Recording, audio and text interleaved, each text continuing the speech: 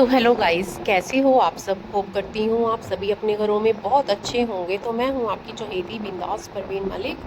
तो जैसा कि स्कूल की छुट्टियां चल रही हैं और मॉर्निंग वॉक और 1 घंटा मैं अब अपने आप को देने लग गई हूँ, क्योंकि मेरे पास बहुत सारे मैसेजेस आते हैं कि मैडम आप बहुत ज़्यादा फैटी हो, तो आप प्लीज़ अपना वेट कम कीजिए। होता है भी, जो फॉलोअर्स होते हैं उन्हें भी टेंशन होती है कि जिनको वो चाहते हैं, जिन्होंने बहुत ज़्यादा उम्मीद से मुझे फॉलो किया हुआ है, चाहे वो इंस्टा है चाहे यूट्यूब फैमिली है, तो मतलब वो कमेंट करते हैं कि भी मैम थोड़ा सा वेट आप कम कर लीजिए। बाकी बाकी मैंने अभी 6-7 साल पहले मैंने 25 किलो कम कर लिया था अपना, डाइटिंग और साथ में योगा और एरोबिक्स वगैरह मैंने बहुत अच्छे से कंटिन्यू वर्क हार्ड करके मैंने कम कर लिया था।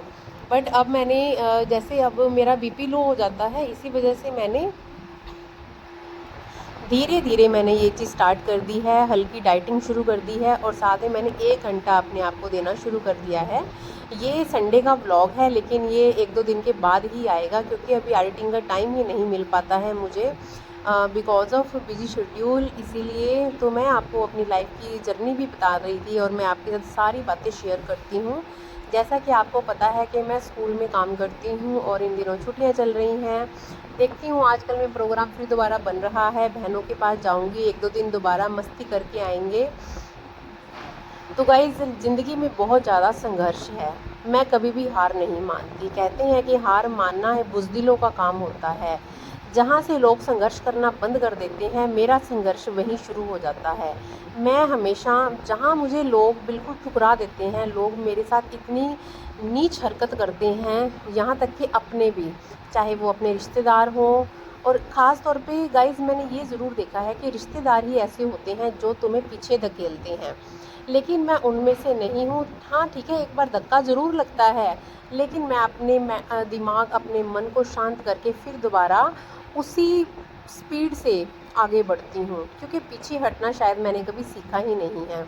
तो आज संडे था, आज की बात मैं आपको ज़रूर बताऊंगी कि आज है फादर डे।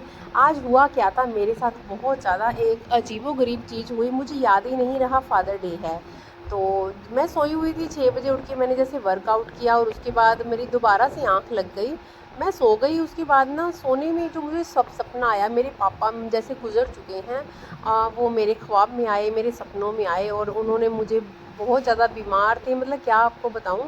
लेकिन बाद में जब मैं उठी ना, मैंने उठते ही मैंने रितम को बोला कि रितम आज क्या है बेटा। वो बोला कि मम्मी आज फादर डे है।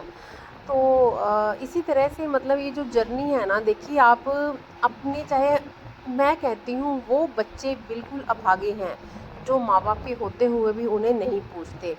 तो मतलब मैं अपने पापा से बहुत प्यार करती हूँ, मम्मी से भी बहुत प्यार करती हूँ, मम्मी का फ़ोन आता रहता है, भाई का भी आता रहता है, बट पापा जो थे मेरे दिल से नहीं उतरते हैं। मैं बहुत प्यार करती हूँ। फिर मैंने ना मोनिका को भी कॉल लगाया, मेरी सिस्टर को, कि मैंने उसको बताया कि भी मेरे को आज ना पापा की बहुत याद आ रही है, आज मुझे बहुत ज़्यादा दिमाग में जो था ना मेरे।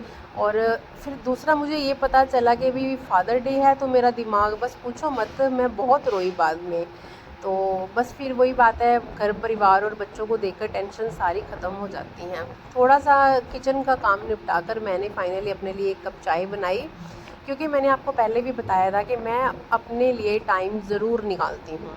बिल्कुल 101% मैं अपने आप को टाइम देती हूँ, क्योंकि मेरा पूरा दिन जो है चेयर पे निकलता है, मेरे को वर्कआउट का टाइम नहीं मिलता है, क्योंकि मेरा ऑफिस वर्क है और फिज़िकली वर्क मेरा बिल्कुल भी नहीं है। मैं टाइम ही नहीं दे पाती, क्योंकि शाम को मैं उन बच्चों को ट्यूशन्स भी पढ़ाती हूँ जो स्कूल तक नहीं पहुँचते हैं।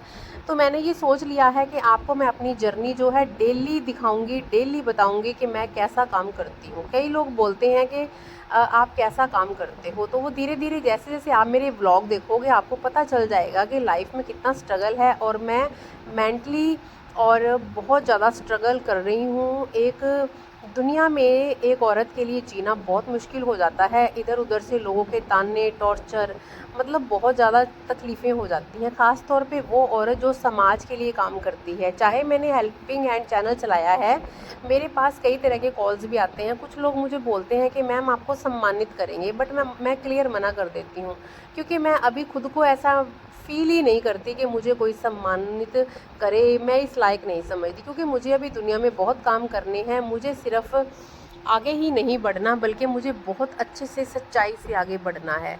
दिखावे में मैं बिल्कुल भी शो ऑफ नहीं करती हूँ कि हाँ मैं ऐसी हूँ, हाँ मैं ऐसी हूँ। एक दिन लोग खुद ही बोल देंगे कि हाँ आपने बहुत अच्छा काम करते हो। तो जैसे मैंने आपको बताया था कि जैसे ये आपको मैंने पहले भी एक छोटी सी सलाह दी थी कि प्लीज़ आप लोग पॉलीथीन का कम यूज़ करो, क्योंकि गाय जो हैं भूखी होती हैं, उनका दूध निकालने के लिए लोग दूध निकालते हैं, इंजेक्शन लगा देते हैं और पूरा दिन उन बेचारियों को पॉलीथीन खाने के लिए छोड़ देते हैं। कॉल आने पर मैंने एक गाय को एडमिट करवाया, पता चला कि उसके बच्चेदानी फट गई है, क्योंकि उसने कम से कम पॉलीथीन इतने ज़्यादा खा रखे थे और साथ में उस गाय ने कील भी निगल रखी थी। उसकी वजह से उसको, आप सोच सकते हो, एक आप औरत होकर भी सोचिए कि आप प्रेग्नेंट है और आपके साथ ये हादसा होता है तो आपके ऊपर क्या बीत रही है। तो वो अपाहिज जानवर जो बिल्कुल बोल भी नहीं सकते हैं। तो गाइज़ आप लोग मेरे इस अभियान में साथ दीजिए प्लीज़। अपने घरों के आगे एक बाल्टी पानी की और साथ में कुछ ना कुछ गाय को चारा वगैरह ज़रूर डालिए।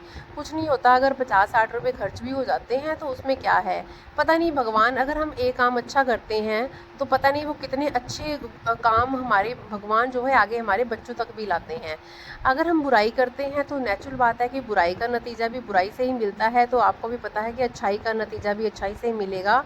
तो अगर आपको मेरी बातें अच्छी लगी, आपको ज़रा सा भी लगे कि भी हाँ ये हेल्पफुल वीडियो है, तो प्लीज़ आप लोग मेरी इस बात को ध्यान में रखते हुए आज से गाय को चारा और एक डॉग्स के लिए बाहर आप पानी ज़रूर रखें। और दूसरा, मेरे जितने भी गली में डॉग हैं सारे हट्टे कट्टे हैं, क्योंकि हम पूरी जितनी भी मेरा मोहल्ला है, गली है, हम पूरा अपने डॉग्स का ध्यान रखते हैं। तो जैसे कि मैं खाना खा रही थी, हैरी पॉटर मेरे पास आ गया, थोड़ी सी मैंने हैरी पॉटर के साथ मस्ती करी। इसने बॉल मैं इसके लिए लाई थी, वो तो मैं गुची, और उनके लिए बाहर जो मेरे 9 डॉग्स हैं, 9 डॉग को डेली मैं खाना खिलाती हूँ और पूरी केयर करती हूँ। अगर उन्हें कोई चोट लगती है या कोई भी फिजिकली उनको प्रॉब्लम होती है तो यस डेफिनेटली मैं उनके लिए बिल्कुल हूँ। और 9 डॉग्स को डेली मेरा है कि मैं इनको खाना ज़रूर खिलाती हूँ, चाहे मैं 2 टाइम खिलाऊँ, चाहे मैं 3, चाहे मैं 1 टाइम, लेकिन मैं खाना ज़रूर देती हूँ। तो हैरी पॉटर जो है जर्मन शेफर्ड है, बट थोड़ी सी ये मिक्स ब्रीड आ गई है, क्योंकि उसने धोखा दे दिया हमें जहाँ से हम डॉग लाए थे। तो बस पूछो मत। अब उसके बाद क्या हुआ कि प्यार हो गया, तो हमने कहा चलो अब तो नहीं छोड़ते, फिर मैंने इस बच्चे को अपने पास ही रख लिया। तो अब बहुत ज़्यादा प्यार हो गया है हैरी पॉटर के साथ।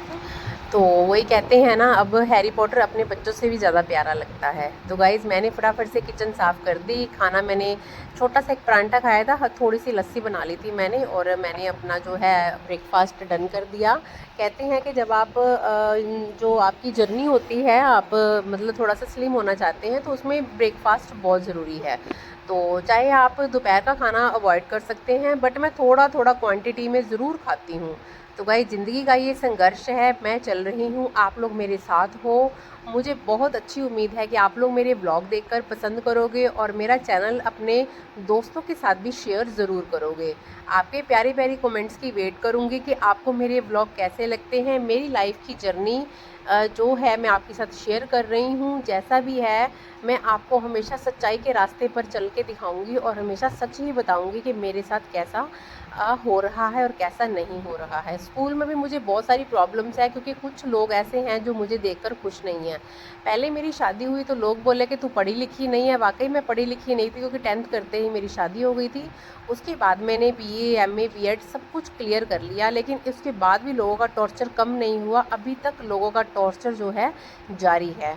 पर वही बात है, मैंने अब लोगों को अनसुना कर दिया है, क्योंकि मुझे पता है मैंने क्या करना है। ज़िंदगी में इतने बड़े बड़े धोखे मिले हैं, बट बस अब और नहीं, अब मुझे आगे बढ़ना है तो आगे ही बढ़ना है। इसीलिए मैं आप लोगों को भी यही बात बोलती हूँ कि कभी हार मत मानो। अगर हार मान ली तो उसके आगे और बहुत सारे रास्ते खुल जाते हैं। हमेशा ज़िंदगी में संघर्ष करते चलो, यही ज़िंदगी है, यही सच्चाई है। तो गाइस, जिन्होंने मेरा चैनल अब तक सब्सक्राइब नहीं किया है, मैं हूँ आपकी बिंदास परवीन मलिक। तो होप करती हूँ आपको ये मेरा ब्लॉग अच्छा लगे। थैंक यू सो मच, और आपके प्यारे प्यारे से कमेंट्स की वेट करूँगी। Guys thank you so much. और फिर मैं एक बात लास्ट ज़रूर करूँगी कि ज़िंदगी में हार कभी मत मानना। जहाँ आपको लगता है कि रास्ता बंद हो गया, आपको नहीं पता वहीं से तो रास्ते आपके लिए शुरू हुए हैं।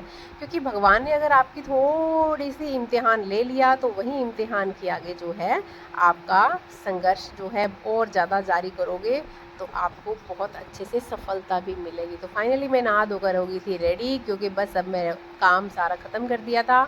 अब मैं अपनी चाय पीऊँगी, क्योंकि 12 साढ़े 12 मुझे 1 कप चाय ज़रूर चाहिए, वो भी बिल्कुल कम मीठे वाली।